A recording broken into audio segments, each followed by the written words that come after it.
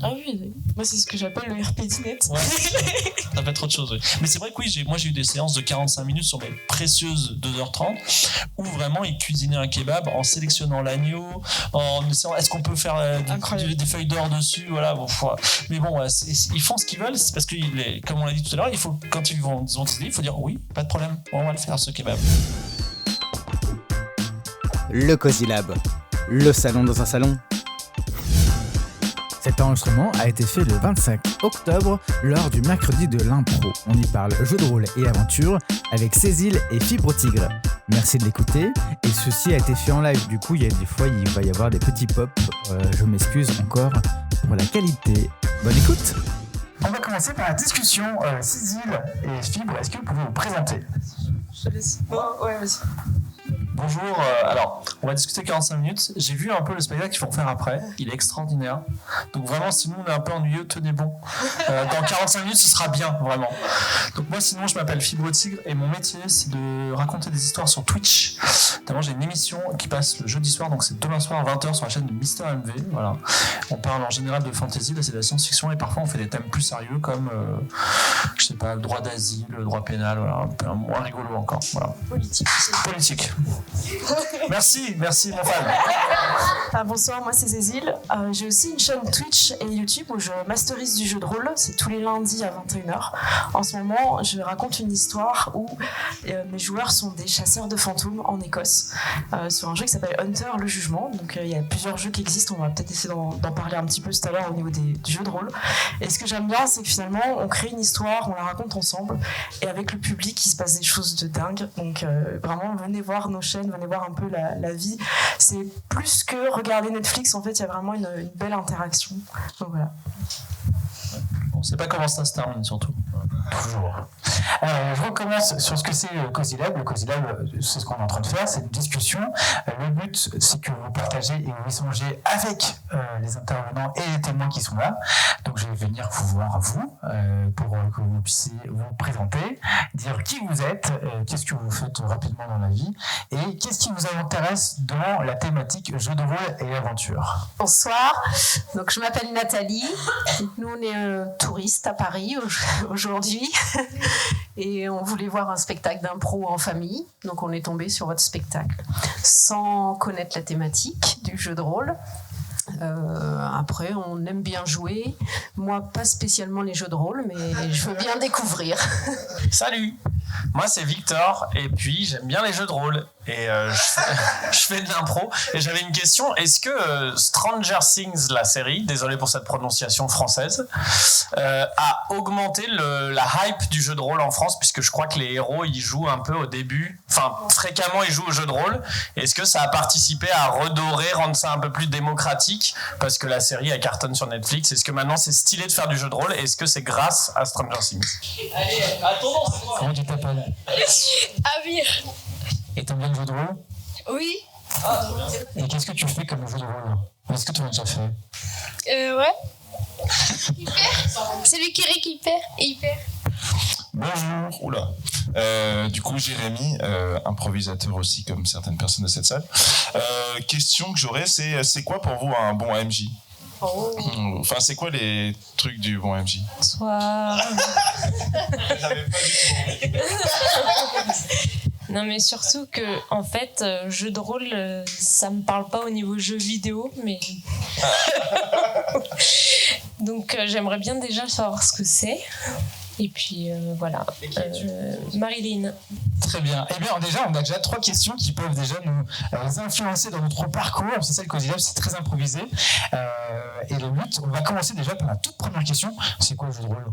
Non, je te laisse dessus. C'est pas la première question, ça? Non. Mais c'est la dernière question, mais on commence par la généralité et après on va l'affiner. Jeu de rôle, c'est un jeu de société comme le Monopoly, d'accord? Attendez, on peut jouer au Monopoly. On peut jouer au Monopoly jeu de rôle, hein. Il y a un Qatari, un Rothschild, et puis on supplie la banque, voilà. Non mais ouais, c'est un jeu de société avec des règles, Voilà. Et souvent, il y a beaucoup de règles, et ça, c'est un peu relou, il faut le dire. Dans ce jeu de rôle, en fait, tous les joueurs jouent ensemble, en général, contre le scénario. C'est-à-dire, l'idée, c'est on va être 4 chasseurs de fantômes. Il paraît qu'il y a un fantôme dans ce château en Écosse. On y va déjà, rien que le fait d'y aller, prendre les billets d'avion, il peut se passer des trucs, voilà, il y a tout un scénario qui est prévu. Et en général, les règles, pour résumer en 2 secondes, tout ce qui est faisable, genre marcher jusqu'au bout de la rue, tu y arrives. Tout ce qui est infaisable, genre sauter dans un précipice et survivre, non, ça n'arrivera pas. Et tout ce qui est entre les deux, c'est-à-dire je vais essayer, je sais pas, d'avoir un billet d'avion gratuit en baratinant un gars, ça se fait avec des règles. En général, on lance un dé, voilà. Et le dé, il nous dit si on a réussi ou pas. Parfois, on peut tirer des cartes, parfois, on peut tirer des jetons. Je suis désolé, vas-y. Je reprends la suite. On distingue 2 rôles, en fait. T'as le meneur ou la meneuse de jeu, qui est la personne, en fait, qui va poser le scénario, qui va poser les problématiques, donc qui va incarner l'univers, incarner les personnages, décrire, un peu comme un réalisateur de film avec son scénario. Et vous avez les joueurs et les joueuses qui, eux, vont incarner un seul personnage avec des capacités. Donc si on est dans quelque chose de contemporain, ça peut être des chasseurs de fantômes qui n'ont pas de pouvoir surnaturel, mais si on part sur du fantastique ou du médiéval, là on peut ajouter de la magie. Pensez au Seigneur des Anneaux, pensez à plein de choses comme ça. Pensez aussi à la science-fiction, on peut jouer carrément dans l'univers d'Alien. Et donc là, le joueur ou la joueuse ne sait pas ce qui va se passer, donc c'est à lui, un peu comme si vous regardez Netflix, mais au lieu de regarder très passivement, vous êtes là, non, on va pas chercher du bois tout seul, on y va à plusieurs. Vous avez vraiment ce côté où vous réfléchissez. Ils font les mêmes bêtises que dans les films. Ils se voient les films, ils disent ils sont trop nuls dans le film, et dans la même, ils font le même. Et ils vont tout seuls chercher le bois, oui. Voilà. À tout moment, vous pouvez lever la main et moi, je viendrai vous donner le micro pour si vous posez des questions. Encore 2 questions. Oui, encore des questions, je sais. Mais je vous répète qu'à tout moment, vous levez la main. Et le but, c'est que ce soit pas moi qui pose des questions. Et s'il n'y a pas de questions bêtes, s'il y a une question bête, c'est moi qui la poserai dans tous les cas. Et il y en a eu d'autres questions moins bêtes qu'il y a eu. Donc, vous pouvez toujours le faire. La deuxième question, c'est comment faire un bon MJ? Alors, un bon MJ, c'est quelqu'un qui va permettre de dynamiser la partie, faire en sorte que tout le monde s'amuse. C'est lui qui donne un peu un rythme. Donc, il n'est pas non plus le seul responsable que la partie se passe bien, mais c'est un peu le garant. Il a besoin un petit peu de préparer en amont son histoire, de savoir où elle va commencer et comment un petit peu essayer de terminer du moins la séance, parce que ça peut se faire sur plusieurs sessions. Autant une partie de Monopoly, ça peut se faire en quelques heures, peut-être quelques minutes si quelqu'un a un rage kit dès le début. Mais sur une campagne de jeu de rôle, vous pouvez imaginer que pendant des années, il y a des gens, ils ont joué par exemple presque tous les samedis et ils ont commencé avec une histoire très simple, avec finalement un enjeu mondial qui s'est amené petit à petit. Donc le bon MJ, ça va être vraiment la personne qui va comprendre les attentes de ses joueurs, parce qu'il y a des personnages, des joueurs et des joueuses qui aiment bien enquêter, qui aiment vraiment beaucoup réfléchir, et il y en a d'autres qui vont être plus dans l'interprétation de leurs personnages, raconter ce qu'ils vont manger, tout ça. Donc c'est essayer de chercher un petit peu ce que chacun aime et surtout ne pas s'oublier, parce que moi c'était un peu mon problème aussi, c'est qu'en tant qu'MJ je m'investissais beaucoup pour les autres et j'avais tendance à oublier où est-ce que moi je m'amuse. Donc il ne faut pas s'oublier aussi. En MJ, c'est aussi penser à soi, penser à l'histoire et de pas perdre pied. C'est pas forcément évident, mais voilà, faut se remettre en question, faut discuter avec les joueurs. Donc c'est un jeu qui est social, qui est communicatif, qui est collaboratif, donc faut vraiment prendre du temps avec les joueurs, un peu en dehors des fois de la partie, savoir est-ce que ça va, est-ce que ça vous avez compris, et l'idée c'est que ça se passe bien pour tout le monde. Il y a une main levée. Je ne sais pas ta question. Pour moi, le bon MJ, très rapidement, c'est que il a cette règle qui vient du théâtre d'impro, il dit oui. Et c'est très dur de dire oui. Moi, j'essaye de dire oui, et des fois, c'est compliqué. Donc, quand le joueur dit... là, j'ai un joueur il était sur une île merveilleuse, il pouvait racheter un magasin, il pouvait faire ce que vous voulez de ce magasin, il pouvait être une boulangerie, tout ça. Il a dit, j'ai envie de vendre des animaux, et ces animaux, ce sont des varans. Et je dis oui. Et vraiment, c'était dur de faire rentrer tout ce qu'il voulait faire dans mon scénario, mais j'étais obligé de dire oui, tu vas le faire. C'était extraordinaire. Et évidemment, quand on dit oui, on suit le joueur et ça avance des bonnes choses. Mais parfois, je dis non, c'est assez rare. Et je m'en veux à chaque fois. Et c'est un état d'échec. Donc, le bon MJ, il dit oui. Voilà, oui, pas de problème. C'est une très bonne idée. Voilà. Est-ce que vous écrivez vous-même vos scénarios en fait, de jeux de rôle, et comment vous réagissez à des réactions imprévues de joueurs, justement? Comment vous faites pour improviser? Alors, Oui, alors moi en ce qui me concerne, oui. Non seulement je les écris, mais c'est toute une industrie, c'est-à-dire que comme ils sont joués devant des gens, ils sont même publiés ensuite. Donc prise de notes, écriture, foisonnement, édition. Donc oui. Et les joueurs vont avoir... En fait, le bon MJ, dont on n'a pas parlé, il est un peu manipulateur et il connaît ses joueurs. Et il sait que, par exemple, il a un joueur qui peut pas supporter un animal qui souffre. Et donc, quand il veut aller là-bas, il dit t'entends un petit miaulement d'un chat, peut-être, d'ailleurs, il a des problèmes, voilà. Et donc, il faut absolument qu'on aille voir le chat, ou il y en a un autre qui va pas résister à avoir de l'argent, même s'il a déjà beaucoup d'argent, il va dire ah non, il y a une bonne affaire à faire là. Donc, en fait, en gros, on sait comment les driver là où il faut aller. Et ça m'arrive parfois aussi de dire parce qu'ils vont chercher des fantômes dans un village en Écosse. Mais ils peuvent dire, tu sais quoi, on prend l'argent et on va aux Caraïbes. Alors, ok, mais moi je leur dis, il y a un scénario, il y a une belle aventure qui vous attend quand même. Mais pas de problème, on peut aller aux Caraïbes si vous voulez, mais il y a une belle aventure. Et là, ils disent, oui, ok. Donc, c'est parfois assez compliqué. Mais ça m'est arrivé effectivement qu'ils aillent en dehors du scénario et on est en full impro. Voilà, c'est compliqué. Je te rejoins sur l'aspect psychologique, ça aide beaucoup de connaître ces joueurs. Donc moi je suis beaucoup plus à l'aise justement de jouer avec des joueurs qui ont déjà aussi posé leur personnage parce que je comprends comment ils vont les jouer. Après si vraiment ils prennent un angle 90 degrés, même 180, je suis là, est-ce qu'on s'est compris? Des fois il ne faut pas hésiter parce qu'en fait il y a vraiment des incompréhensions qui font que des fois c'est pour ça qu'ils réagissent comme ça. Des fois je répète, je dis donc tu es en train de me dire que là tu vas prendre la bombe et tu vas exploser avec parce que tu penses que c'est le meilleur truc à faire. C'est ça que tu vas faire. Et là il dit ah non c'est pas ça que je vais faire en fait. Voilà, c'est des vraies astuces, ça aide vraiment à débloquer des situations qui sont parfois compliquées. Ouais, ou alors quand ils vont dans un endroit qui n'est pas prévu. Qui va en premier? Qui est en premier là? Qui est en premier de vous? Oula, il y a un danger. Ils sont en train de dire c'est toi qui es en premier. Non, mais toi t'avais la torche et tout. Donc ils sont en train de faire ça et voilà, il y a des tas de petits trucs en fait. T'as des astuces pour gagner du temps. Des fois tu sais pas exactement, t'avais pas forcément prévu qu'ils aillent par là et t'essayes justement de gagner du temps en leur donnant des inquiétudes ou en faisant appeler un PNJ ou qui appelle ou des choses comme ça. Moi ça me permet de réfléchir et d'avoir un peu de temps pour imaginer ce qu'il y a justement derrière cette porte qui n'est peut-être qu'un chat. Ouais. Et puis quand il a pris l'argent pour aller en Écosse, pour aller à Hawaï avec ses copains, mais en fait c'est pas grave, il y aura des fantômes à Hawaï. On prend le même scénario mais ça se passera à Hawaï et donc dans une espèce de pagode hantée qui est dans le village, donc ça marche quand même. C'est ça. Donc l'idée c'est de toujours un peu rebondir et moi ça m'est déjà arrivé en fin de session de dire écoutez là j'ai pas prévu la suite, je vous propose qu'on arrête là, comme ça on finit là-dessus, on finit sur quelque chose de réussi et la fois prochaine dites-moi ce que vous voulez et comme ça me permet d'organiser mon prochain scénario parce que justement je les écris aussi comme toi Fibre et j'arrive à timer parce que je masterise 3 heures pendant un live avec une pause au milieu et du coup j'arrive un peu à savoir combien de temps vont durer une scène et quand je vois qu'un joueur il tourne un petit peu en rond, c'est pas trop allé, je lui dis c'est bon, est-ce que tu veux encore poser des questions ou ça m'arrive des fois d'être un peu en hors-jeu en disant est-ce que t'as fait ce que tu voulais et comme ça me permet d'enchaîner sur quelque chose. Par contre si je jouais sur table sans forcément de limite de temps, je pense que je laisserais les joueurs beaucoup plus s'embrumer parce qu'on a le temps en fait, c'est une question de temps aussi de gestion quoi. Ok. Il reste la question Stranger Things. Oui, c'est ça. J'avais la question, j'attendais. La question n'est pas arrivée. Donc, je la répète. Est-ce que Stranger Things, avec mon accent bien français, est-ce que ça a popularisé le jeu de rôle Pour commencer, comme on a un peu de temps, j'ai une anecdote sur Stranger Things.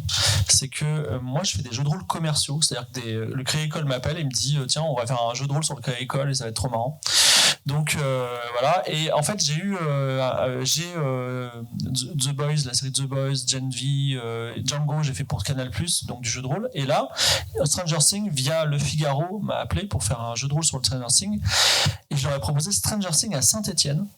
D'ailleurs c'est des enfants et parce qu'il y a des mines d'uranium là-bas à Saint-Étienne, c'est assez mais à la fois on s'emmerde beaucoup à Saint-Étienne, donc il y avait c'était vraiment tout était parfait et le scénario n'a pas été accepté par Netflix, mais dommage, il y avait du potentiel, voilà, ça c'était l'anecdote. Mais sinon le jeu de rôle est un peu enfin il y a eu E.T., il y a eu Stranger Things, il y a eu Vox Machina, il y a eu le film Donjons et Dragons qui n'a pas très bien marché. Moi je dirais que aujourd'hui les médias comme Twitch Twitch, vous connaissez peut-être pas, mais c'est un média qui est consommé par les moins de 35 ans. Moins de 35 ans ne regardent plus la télévision. Donc, ils regardent Twitch, qui est c'est spécial, il y a des formats longs, c'est un peu lent. Et il n'y a pas de fiction sur Twitch. C'est-à-dire qu'il y a du talk, on parle de sport, il y a du jeu vidéo, mais il n'y a pas de fiction. Il n'y a pas de série télé. Pourquoi ? Parce que c'est que du direct, de l'improvisation. On pourrait totalement faire ce spectacle sur Twitch. Et donc, le jeu de rôle, c'est un des formats fictionnels, un des rares formats fictionnels de Twitch. C'est pour ça que on en parle un peu en ce moment. C'est ma théorie, mais bon. Voilà. Pour moi, de mon côté, ça a permis à des personnes qui n'ont jamais fait de jeu de rôle de mieux comprendre c'était quoi. Parce qu'ils se représentaient plus le côté jeu. Pourquoi on dit que ça se joue dans une cave ? C'est juste que ça a besoin d'une table et d'être au calme pendant plusieurs heures, et que dans un salon où il y a toute la famille qui passe, c'est juste pas possible des fois.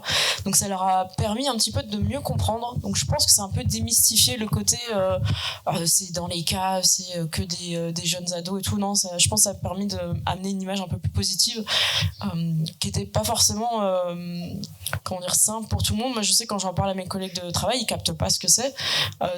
Par contre, si je leur parle de Stranger Things, ah c'est ça, d'accord, ok, ah oui d'accord, parce que tu me parles de perruque, moi je comprends pas. Parce que voilà, il y a des personnes qui, quand ils jouent, des fois ils vont se déguiser dans leur personnage, surtout quand on est en caméra avec Twitch, tout ça, pour streamer. Moi ça m'arrive des fois de mettre des costumes, des choses comme ça, et justement d'avoir un petit peu ce repère de Stranger Things, ça me permet un peu plus de les ancrer dans quelque chose qu'ils comprennent mieux, qu'ils voient mieux, parce qu'ils l'ont vu dans la série. Moi j'avais une question sur l'aspect un peu technologique. Souvent on rapproche le jeu de rôle aux jeux vidéo, etc. Il y a plein de jeux vidéo qui permettent plein de choix, etc. Est-ce que vous avez des souvenirs ou des astuces, vous, en tant que Game Master, pour utiliser certaines technologies, je sais pas, des environnements virtuels, etc., pour habiller, ou vous avez un souvenir particulier d'une session où vous vous êtes dit, je vais utiliser telle ou telle chose en me disant ça va faire un effet un peu waouh sur ma partie? Alors, personnellement, nous, mon émission a une débauche de moyens. Voilà, on a un écran LED. On a même fait une émission un jour devant l'écran incurvé du Mandalorian, tu vois. Et en vrai, on en revient. C'est-à-dire que là on est allé au maximum des costumes, en fait, aujourd'hui, dans une émission comme on l'a fait demain, on a 2 graphistes à temps plein qui génèrent sur IA ce qu'est en train de dire le joueur, pour l'afficher sur un écran LED derrière. Il dit genre magasin de Varan, 5 minutes après il y a un magasin de Varan qui apparaît derrière nous, tu vois. Donc c'est beau la technologie, mais pourtant il y a des problèmes déontologiques, on va pas en passer. Mais en gros, en vrai, c'est pas ça l'essence du jeu de rôle, et on est en train de, on va partir de là. Voilà. Donc faut se méfier un petit peu de la solution technologique, parce que là, vous allez voir, j'ai vu la répète encore une fois de récit critique, c'est très impressionnant, et ils ont pas grand chose, ils ont aucun effet technologique, et ça marche hyper bien. Et je pense qu'il n'y a rien à rajouter, tu vois, c'est comme un bon gâteau. Très bien, c'est bien comme ça. Pour l'effet waouh, moi qui joue en ligne, en fait, j'utilise des virtual tabletop, et t'as énormément d'effets cosmétiques. Par exemple, quand il y a un personnage qui va tirer une flèche sur un autre, on voit la flèche apparaître et lancer, donc t'as un petit côté un peu jeu vidéo. Et je sais que ça plaît bien, puis ça permet de bien visualiser aussi les combats où chacun est positionné. Donc ça peut être intéressant. Je pense que ça peut être quelque chose que tu peux utiliser si t'as envie d'être sur un effet waouh. Même si t'es pas en ligne, il y en a, ils jouent avec la télé en fait, et ils se servent de la télé comme ce qu'on appelle une battle map. Donc c'est une carte qui est vue de haut, on peut se représenter où sont les personnages, et ça permet d'organiser un petit peu comme si vous jouez à un jeu de société. Vous savez quel endroit vous pouvez attaquer, qu'est-ce qui est présent, les ennemis, les trésors. Ça permet de visualiser. Et c'est quoi les différents types de RP ? Alors, moi j'en distingue plusieurs. Est-ce que tu peux dire ce que c'est RP aussi ? Alors, RP, ça vient de roleplay. Et c'est en fait la façon dont on va pouvoir interpréter son personnage. Donc, par exemple, quand on fait du jeu de rôle, on va dire je m'adresse à cette personne, et direct on peut carrément lui parler en fait. Je voudrais un rang, combien ça coûte, cette boutique est fantastique. Et là vous êtes directement dans le personnage. Donc c'est vraiment incarner le personnage avec son attitude, décrire comment il est. Donc c'est tout ce qui va faire vivre, et ce qui nous sort un petit peu du jeu vidéo et des autres médias, parce que là il y a vraiment une implication personnelle. On n'est pas obligé de faire du théâtre, même si ça peut vraiment aider, interpréter un personnage. Donc dans les roleplays que tu peux y aller avec le jeu. Pour moi, il y a le roleplay un petit peu de discussion avec les personnages qui peuplent l'univers pour poser des questions. Donc ça va être, est-ce que vous avez vu cette personne, elle a disparu tel jour. Donc c'est un petit peu le RP de questions un peu policier, comme on peut voir dans les séries policières. T'as le RP un petit peu fun entre les joueurs où ça s'envoie un petit peu la balle, c'est dynamique, c'est des punchlines. Et il y a un RP que j'appelle le RP dinette. Je sais pas s'il y en a qui connaissent dans la salle le RP dinette. Non, ça vous dit quelque chose ou pas? Tu connais pas? Le RP dinette, pour moi, c'est quand les joueurs, en fait, ils se perdent un peu et on sait pas où il va. Et là, ils sont perdus en train de se dire qu'est-ce qu'on va manger ce soir. Et ils partent comme ça dans le jeu à se dire mais hier on a mangé une pizza, peut-être qu'aujourd'hui on devrait manger autre chose. Et ils sont partis dans une espèce de discussion qui fait avancer rien du tout. Pas l'intrigue, pas l'univers, rien. Donc c'est ce que j'appelle le RP dinette. Voilà. Très rapidement, en gros, dans un jeu de rôle, vous allez être amené à interpréter des personnages qui ne sont pas vous. Vous n'allez jamais jouer votre propre personnage, sauf dans des jeux expérimentaux. Et du coup, à quel point vous êtes l'autre? Est-ce que vous allez juste dire, par exemple, si je joue une femme, est-ce que je vais juste dire des mots et juste je suis une femme, ou est-ce que je vais pousser à faire la voix, les intonations, un accent, je sais pas.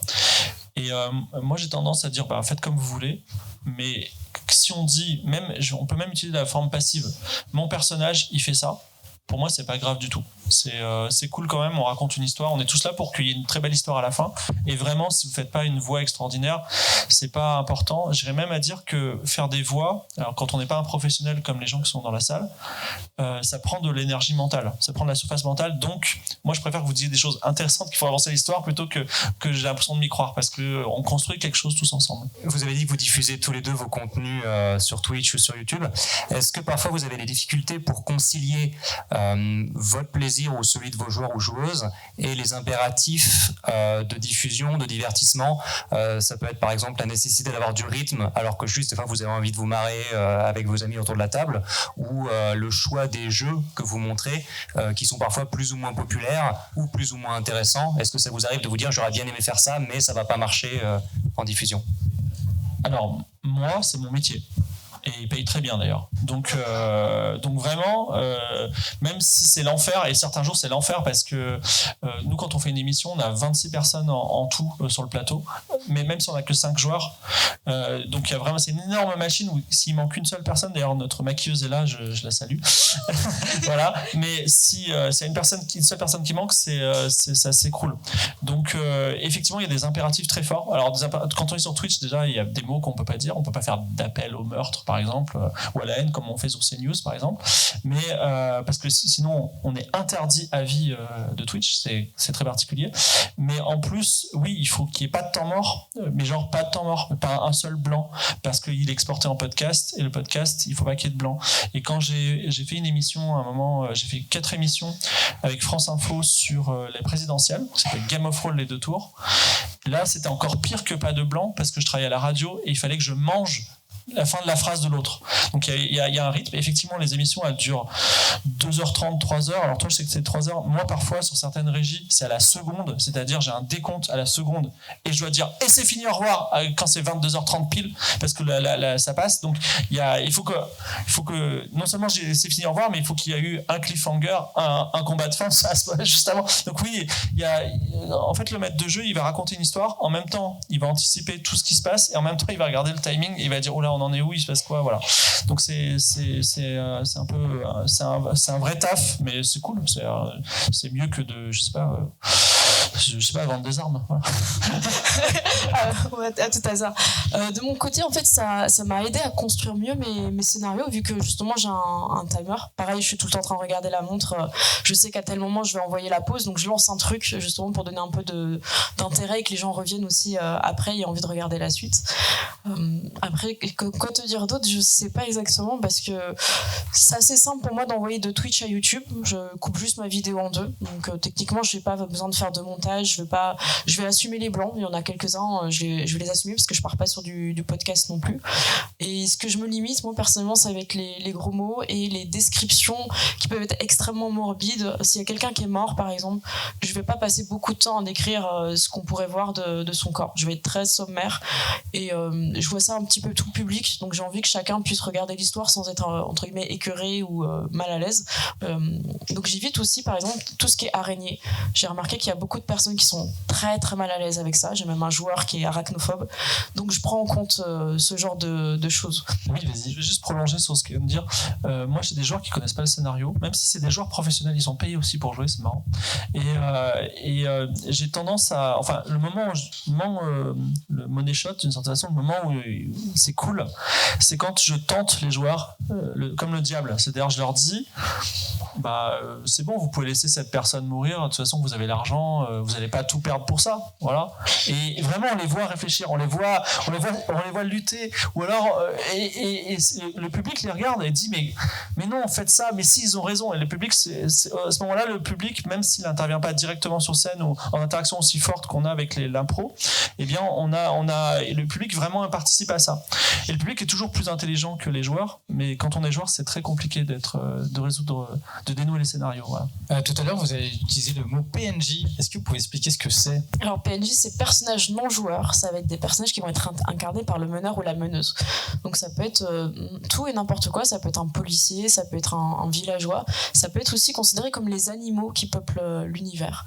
Et donc le maître du jeu, la maîtresse de jeu, il va essayer de donner une intonation. Enfin, c'est un petit peu de lui donner vie pour justement aider à résoudre par exemple une enquête. Si on va interroger par exemple les témoins, la famille, le meneur et la meneuse, ils vont être là, ils vont jouer les membres de la famille, la personne qui a vu par exemple le meurtre ou le fantôme.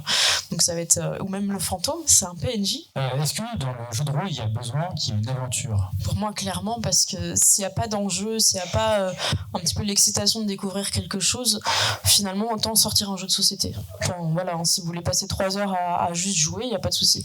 Avec le jeu de rôle, il y a vraiment ce côté où vous allez résoudre quelque chose, découvrir et même apprendre. Moi, j'apprends énormément avec le jeu de rôle, ne serait-ce qu'au niveau des cartes, de savoir où sont tel endroit, les cultures, c'est hyper enrichissant. Alors, je suis pas d'accord. Il y a un jeu finlandais, j'ai plus son nom, dans lequel on joue des supporters d'une équipe de 3e division. Et notre équipe vient de faire 1-1 contre une autre équipe de 3e division. On va dans un bar, il n'y a personne. Et voilà, et on prend une bière. Et qu'est-ce qui se passe ? Et en fait, on laisse les gens parler du fait qu'ils soutiennent une équipe qui n'est pas très connue et qui vient de faire 1-1 sur un match avec aucun enjeu. Et on essaie de voir s'il y a des choses qui peuvent émerger de là. Et parfois, c'est très rigolo. C'est-à-dire qu'ils se mettent à pleurer, à raconter toute leur vie. Mais moi, en fait, j'ai fait ça, tu vois. Et il n'y a pas d'enjeu du tout. Et ça peut être très rigolo. Donc, on va dire, on dit le terme aventure, on pense à Indiana Jones, mais en fait, on est là pour créer un récit. Et il peut y avoir des récits, alors pas forcément intimistes, moi j'aime pas trop les trucs trop expérimentaux, tout ça, mais effectivement parfois ne rien faire, ça peut être quelque chose de rigolo, voilà. Ah oui, moi c'est ce que j'appelle le RP dinette. Ouais, ça peut être autre chose, oui. Mais c'est vrai que oui, moi j'ai eu des séances de 45 minutes sur mes précieuses 2h30, où vraiment ils cuisinaient un kebab en sélectionnant l'agneau, en essayant, est-ce qu'on peut faire des feuilles d'or dessus, voilà. Bon, mais bon, ils font ce qu'ils veulent, c'est parce que, comme on l'a dit tout à l'heure, il faut, quand ils ont des idées, il faut dire oui, pas de problème, on va le faire ce kebab. Dans le jeu de rôle, du coup, comme vous avez dit, pour le maître du jeu, il y a une part un peu légèrement de manipulation des fois de ce qui se passe. Et est-ce que vous avez déjà vécu des situations où le personnage joué par quelqu'un devrait mourir ? Et est-ce que vous l'avez fait ou pas, sachant que c'est un perso, souvent tu l'as construit, tu as vécu pas mal de choses avec, et est-ce que vous avez joué avec ce truc-là ? Moi, ça m'a énormément embêté dernière saison, avant-dernier épisode, ils avaient tous une destinée extraordinaire, et nous on lance un dé à 100 faces, il a 100 faces, il fait la pire note, il fait 100. Il devrait mourir. Alors je dis, tu sais quoi, vas-y, c'est pas grave, et il relance et il fait 100, une chance sur 10 000. Voilà. Donc je dis, désolé, je peux pas, en tant que maître de jeu, pour le spectacle, je respecte les règles, tu es obligé de mourir, c'est tant pis. Et vraiment, il a quitté le plateau, on était en direct devant des milliers de personnes, il était révolté parce qu'il a accompagné ce personnage pendant 3 ans, mais je pouvais rien faire d'autre, parfois tout simplement, et c'est un peu quelque chose qui est revenu avec Game of Thrones, avec George R. R. Martin, le bouquin en tout cas, c'est-à-dire que parfois, t'as un gars, il est super puissant, il se prend un coup de pierre dans la tête et il meurt parce que des fois il y a des génies et ils traversent la rue, ils se font écraser par des voitures et c'est une mort très bête. Et on aurait bien voulu qu'il vive, mais il est mort. Voilà, c'est comme ça. C'est vraiment pas évident la mort d'un personnage joueur parce que justement il y a une attache aussi émotionnelle avec le personnage. Moi j'essaie d'en parler avec le joueur, sauf s'il tente une dinguerie et qu'il sait que de lui-même il se jette dans le feu, mais qu'il veut tenter pour sauver tout le monde. Bon des fois ça faut prévenir quoi. Là tu tentes quelque chose d'incroyable, c'est possible que tu y arrives mais que tu ne ressortes pas vivant. Donc j'essaie d'en parler un petit peu avec. Ou alors si la campagne est mortelle, je le dis au début. Je dis voilà, là vous allez jouer des personnages qui peuvent mourir et je les préviens, je les prépare. En fait, ça va dépendre des jeux aussi. Quelles astuces vous avez pour vulgariser un peu le jeu de rôle? Le peu que j'en connais, c'est effectivement des gros livres avec beaucoup de règles, des lancers de dés, il faut connaître quasiment son personnage, avoir une fiche à côté de soi pour rajouter des plus, des moins, des malus, etc. Mais vous en parliez un tout petit peu en préambule, vous avez peut-être d'autres astuces pour amener des personnes qui ont juste envie de s'amuser ou de se dire je suis d'habitude le plus j'ai mon compagnon qui fait du jeu de rôle mais moi j'ai jamais fait. Comment vulgariser la chose quoi? Pour moi ça passe par la simplification des règles, trouver quelque chose qui est un peu plus allégé, quitte à petit à petit ajouter des choses. Et je pense que partir sur un univers que les personnes qui vont jouer connaissent peuvent vraiment aider. Par exemple, il y a une série vraiment tout le monde a aimé, ça peut être intéressant de commencer l'histoire dedans parce que tout le monde a le même cadre référent. Donc là, ça t'évite d'expliquer pendant très longtemps. Alors là, vous êtes dans un village, il se passe ça, voilà, si tout le monde joue dans Star Wars, tout le monde comprend exactement ce qui va être. Effectivement, vous savez, parfois, on achète un Monopoly et il y a 2 pages de règles. Et il y a des gens qui se disent 2 pages, tu vois. Et effectivement, Donjons et Dragons, que vous avez entendu le nom en tout cas, c'est 300 pages de règles. 300 pages de règles. Alors, c'est pour ça que je pense que Donjons et Dragons, ça décourage les gens. Donc, il y a plein de jeux, il faut le dire, il y a plein de jeux. Vous allez dans un magasin de jeux de rôle, vous allez à la Fnac, ou même vous allez sur Amazon, il y a des jeux de rôle qu'on appelle d'initiation, où il y a des règles plus légères. Il y a des règles parfois. Moi, j'ai créé un jeu qui s'appelle Aria. Il y a une demi-page de règles. Voilà. Et il y a encore moins parfois. Parfois, il y a vraiment 3 lignes de règles parfois. Mais bon, une demi-page de règles, ça va. Et sinon, il y a le jeu de rôle français Made in France le plus vendu, c'est Chronique oubliée. Il y a 4, 5, 6 pages de règles. Voilà. Mais 4 pages de règles obligatoires et 5, 6 pour... Et voilà, c'est juste à lire tranquillement, on sait faire. Et surtout, les joueurs n'aient pas à réfléchir aux règles. Donc, hyper de la simplification. Et effectivement, Donjons et Dragons, c'est le leader. Il a un marché monopolistique. Et il n'a pas changé sa formule depuis les années 60. Donc, voilà. T'as aussi les boîtes d'initiation, je pense à celle de l'anneau unique, qui est vraiment bien faite. Même pour un meneur ou une meneuse débutante, ça peut être vraiment bien de commencer par les boîtes d'initiation. Et il y a aussi celui qui fait Crash Panda, je sais plus comment il s'appelle le mec. Crash Panda. Ouais, Crash. T'as dit quoi? Grant Howitt. Qui fait juste c'est une page ou une demi-page, et par exemple Crash Panda c'est juste des ratons laveurs qui font une course de voiture. Voilà. Donc en fait c'est très con, et il fait plein d'autres trucs aussi où c'est vraiment une demi-page, et c'est d'initiation où t'as des scénarios très débiles. Tout à l'heure donc on parlait de la mort des PNJ, il y en a un où Anthony son personnage est mort au moins, ses personnages sont morts au moins 15 fois, un par campagne à peu près. Est-ce que c'est difficile à cadrer parce que vous timez tout, mais est-ce que les joueurs sont difficiles à cadrer, ou il faut les cadrer avant parce qu'ils peuvent partir dans une liberté très forte? Par rapport à la mort ou en général? En général. En fait, tu donnes un cadre dès le début de la scène, et si des fois tu sens qu'ils sont perdus un peu, tu peux redonner l'objectif. Donc là, vous allez à tel endroit pour découvrir qui a vu le fantôme et qui pourrait être ce fantôme. Est-ce que c'est quelqu'un qui est mort récemment ou plus? Et en recadrant comme ça, tu leur redonnes l'objectif et ça évite qu'ils se perdent en cherchant un chien, par exemple. Non, c'était pas un chien, vous cherchez, c'est un fantôme. Alors oui, peut-être que le chien voit le fantôme, mais à la base, c'est le fantôme. Moi, j'ai tendance à pas le faire parce que je voudrais que ça soit spontané. Cependant, je leur dis avec des petits yeux suppliants, s'il vous plaît, acceptez la quête en début. Si vous allez chercher un trésor, allez-y, tu vois. Vous êtes libre, hein, mais ce serait cool. Et sinon, quand on fait des séances sur plusieurs, parce qu'on va commencer une histoire, mais elle va se faire sur plusieurs séances. Voilà. Toi, tu as dû faire beaucoup d'heures, parce que moi, je suis à 600 heures de programme. Et donc toi tu dois être beaucoup plus facilement le double. Et effectivement au début de session je leur dis vous êtes là et votre objectif c'est ça, voilà.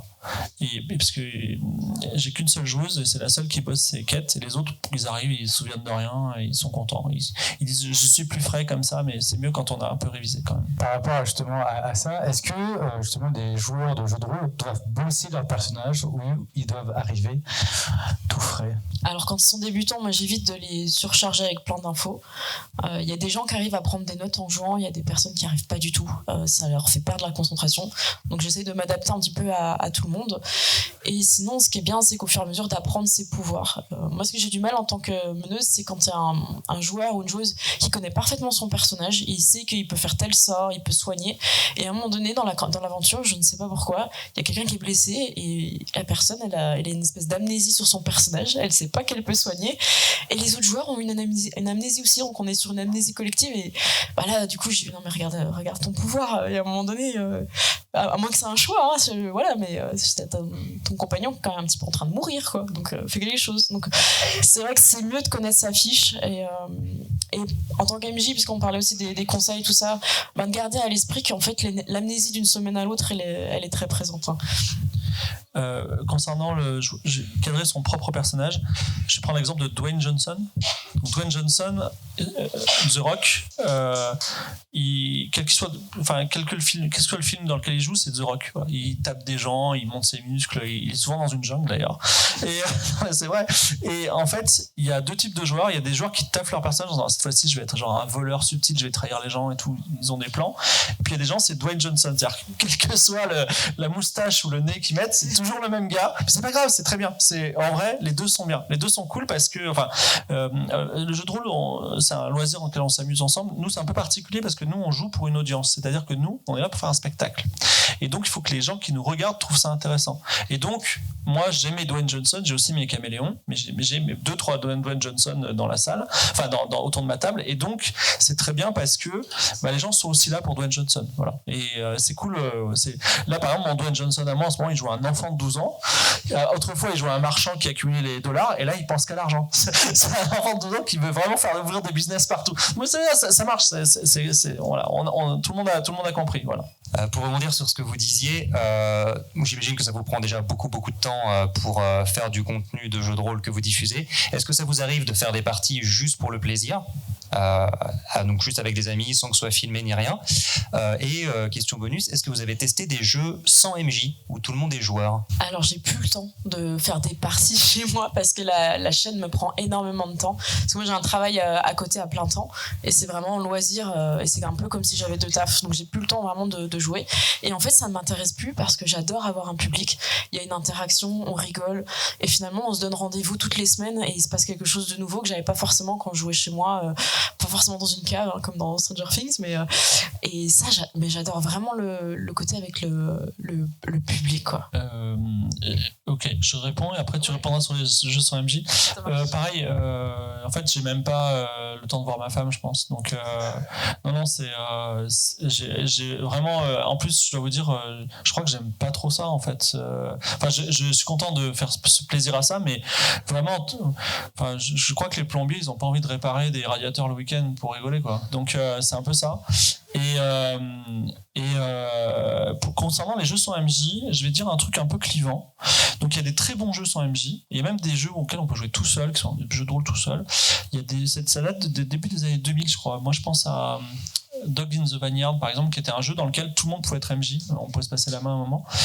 Je suis pas trop pour parce qu'en gros j'ai l'impression qu'il y a vraiment des gens qui sont plutôt MJ et des gens qui sont plutôt joueurs, et ça marche très bien comme ça. Voilà. Pour moi c'est vraiment une formule qui fonctionne bien, cette asymétrie, et ça peut être cool pour tester. Ça peut être sympa. Il y a beaucoup de professionnels de l'improvisation ici, donc j'imagine que c'est vraiment très simple pour vous d'intégrer ça et c'est très naturel. Mais pour les moldus en général, c'est un peu plus compliqué. Voilà. De mon côté, j'avais fait une partie sans MJ et j'ai trouvé ça assez déroutant parce qu'en fait, on essaye de construire un fil conducteur, on essaye de poser des questions dans lesquelles l'aventure va y répondre, le personnage, et au final, c'est très très décousu. je trouve ça assez compliqué d'avancer. Et à part si à un moment donné on se dit bon bah là on fait le mariage, on fait pas le mariage parce que là on en a parlé depuis 2 heures, mais en fait on n'organise pas. Et en fait à un moment donné j'ai l'impression qu'il faut mettre des étapes et qu'on mette un consensus, parce que finalement chacun se renvoie la balle et ça peut très très vite tourner en rond. Et il faut des personnes extrêmement fair-play, donc des personnes qui vont accepter que ça se passe mal pour leur personnage, parce que là c'est pas forcément les dés qui vont faire que le destin s'en mêle, mais c'est une autre personne qui dit ah bah là tu vas pas forcément y arriver, ou là je mets un ennemi, et c'est pas la même façon de jouer et le même rapport entre les personnes qui participent que quand il y a quelqu'un qui entre guillemets s'occupe de gérer les règles. Parce qu'en fait Cécile et moi on fait du jeu de rôle filmé, et en fait notre obsession c'est de dire c'est quoi le meilleur spectacle possible. On se remet, et surtout que le jeu de rôle est très modulable, on peut vraiment le dire tiens, et si on faisait par exemple, j'ai inventé un système où on peut jouer à 400 joueurs, tu vois, et si demain je sais pas, on fait intervenir le public, bon bref, plein de choses, et on essaie d'avoir la meilleure formule possible. Aujourd'hui le jeu de rôle asymétrique à l'ancienne fonctionne très bien, voilà, et j'adore les expérimentations, hein, c'est trop bien, mais le jour où il y a vraiment un concept cool qui arrive, je n'hésiterai pas à le faire, voilà. Bien, on arrive à la fin de cette discussion, ça va vite. Merci. Merci à vous.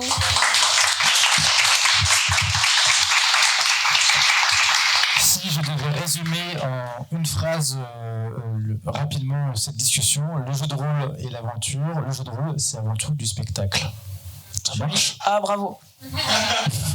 Non. Non, je suis pas d'accord. Non, mais parce que juste 2 mots, c'est que le jeu de rôle il est tiraillé entre 3 pôles qui sont LNS, donc l'L pour le ludique, donc on lance des dés, on a peur pour nos personnages, N pour le narratif, on se raconte des histoires, et S pour le simulationniste, c'est-à-dire en fait quand vous allez vous noyer dans un jeu de rôle, il y a des règles précises qui simulent par exemple la noyade. Et donc depuis peu, il y a un 4e pôle qui est le spectacle, c'est-à-dire qu'on va raconter une histoire moins bien, ça va être moins ludique, ça va être moins simulationniste, mais ça va être rigolo à regarder. Mais on est obligé de ronger sur les autres. Donc, il n'est pas toujours un spectacle, mais entre vous, ce ne sera pas un spectacle. Mais si demain vous jouez devant un public à un jeu de rôle un peu plus rigide, voilà, bah, ce sera un spectacle. Et voilà. Donc, j'ai nuancé ta réponse. Excusez-moi, c'est un peu voilà. C'est parfait. Tout est dans la nuance. Merci encore à vous. On peut les applaudir bien fort. Merci à tous. Le Cozy Lab, c'est aussi des rencontres et des échanges à suivre sur YouTube et sur tous nos réseaux. Abonnez-vous.